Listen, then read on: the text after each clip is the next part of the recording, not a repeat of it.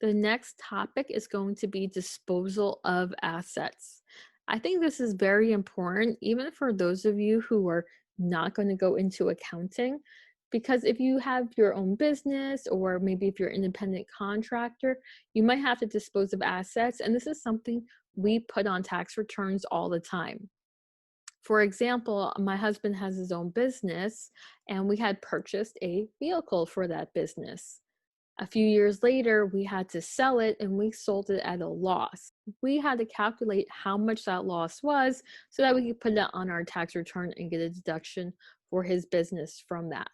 Even though we sold something, we're actually able to write money off because of that loss.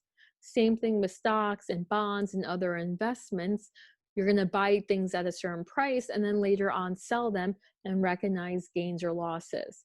Selling of assets applies to more than just what we're doing here in this class, applies to a lot of different other things. So I think it's important to kind of pay attention to this a little bit. When doing the journal entry, there are 4 steps involved.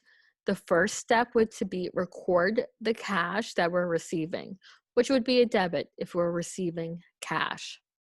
The second step would be to remove any accumulated depreciation if that asset does have depreciation. You're not going to depreciate all assets, but for purposes of this class, the ones we're going to be looking at probably will have depreciation. Accumulated depreciation, as a reminder, would be a credit. So in this case, to remove it off our books, we would do the opposite, which is a debit. We're going to debit accumulated depreciation because we're getting rid of this asset and therefore need to get rid of the depreciation that is linked with it.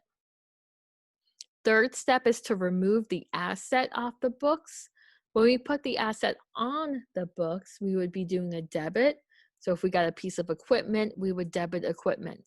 Now that we're selling it or removing it, we would do a credit, which is the opposite, to get rid of it. Our final step would be to calculate a gain or loss if there is one. Gains are credits and losses are debits. I always have a corny way of remembering this. Losses are on the left, LL, left for loss, and gains are all right. They're on the right side. Plus, we like gains. We like making money. If I bought something for 5,000, I would love to sell it for 7,000, which would be a $2,000 gain on that asset.